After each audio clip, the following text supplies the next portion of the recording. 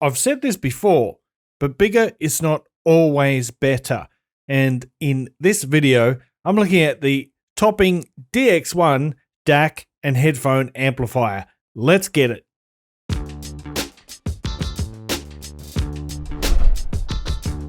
What's cracking, audio fans? It's David here from Prime Audio Reviews. Now, the DX1 here comes in at a measly $99, so this is definitely a budget DAC. Inside of here, we've got the AK4493S DAC chip. That is the updated version of the original AK4493 with Velvet sound technology. On top of that, it's got the XMOS XU208 processor, and it supports up to PCM 384 kHz and DSD 256. Let's have a look at the build and the external features now. On the front panel, you've got a 6.35mm headphone out and a 3.5mm headphone out. These are both single-ended, so there is no balanced output on this amp. There's a little LED there, and here is your volume knob. The volume knob has got a nice bit of resistance on it, and you know, I kind of miss the bigger one from the E70, the Topping E70, but for this unit, this one is pretty nice. Around on the back, we've got we've got RCA output. You got a high and a low gain switch, and this is the USB input port. Now, interestingly, this unit is powered by USB. It uses the same USB cable for data and power delivery, so it doesn't require an external power supply. And another thing that's really cool about this is the RCA output is a fixed level output. That means that whatever you do with the volume knob here does not affect the volume of the RCA output. It's fixed level. So that's great for running out to, for example, another headphone amplifier or some active or powered speakers. So it's a pretty simple device. Look how tiny it is. It fits in the palm of my hand, and it's got a high-res sticker on it, so you know it's legit. Another couple of tidbits of information. USB power has sort of a reputation for being very noisy, and that is totally justified.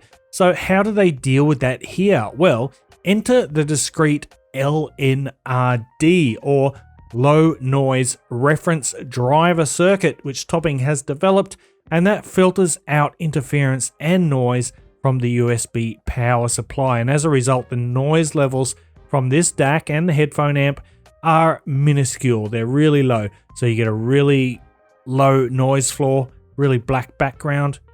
And not only does it give you that nice black background, but it also has a pretty reasonable output power as well. It'll do up to 280 milliwatts at 32 ohms. Now, that is not huge by any means, like even some dongles kind of are reaching that level, but I've tested this with the Sennheiser HD650, and in high gain mode, I didn't need to go even over 50% volume, so there's heaps of headroom left there, plenty of power output for most modest or reasonable headphones, and pretty much any IEM you can throw at it.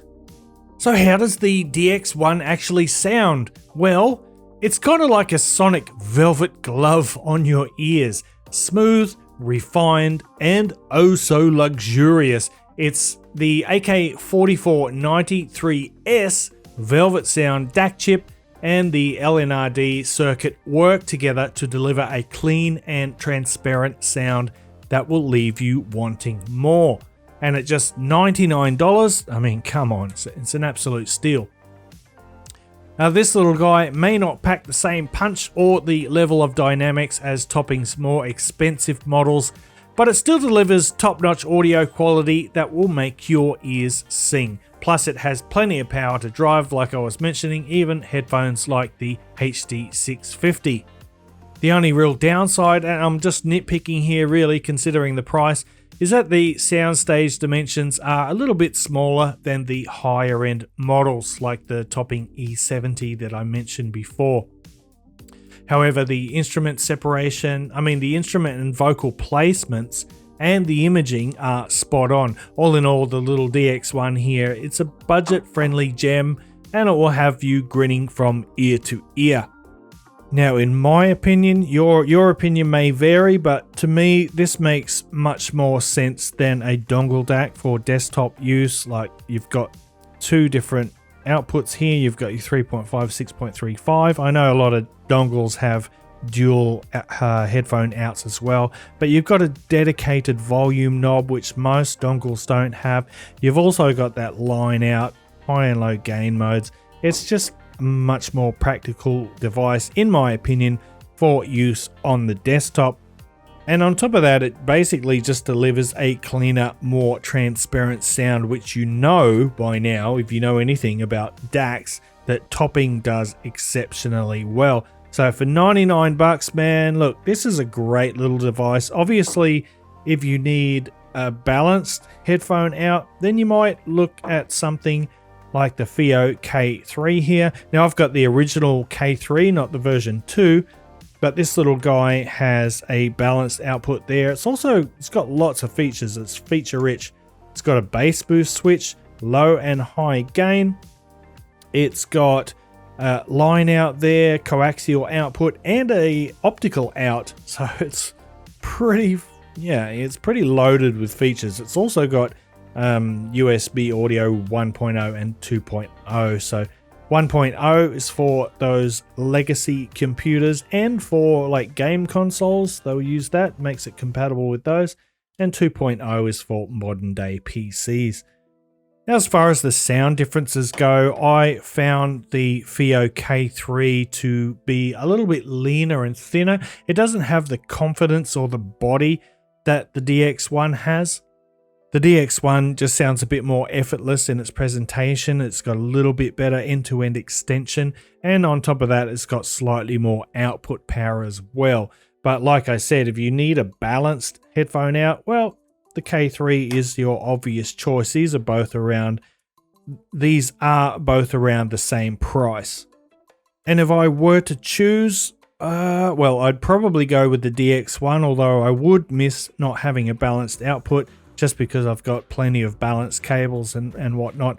But to my ears, the DX1 is a step up from the K3.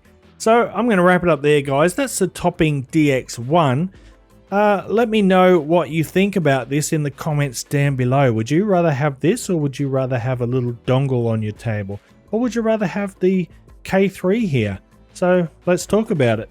But I'm going to wrap it up there. Thanks for watching the video. If you liked it, give it a thumbs up, Parfam audiophile style. And if you're new here and you want to see more content like this in the future, make sure you hit that subscribe button. And until next time, I'll see you later.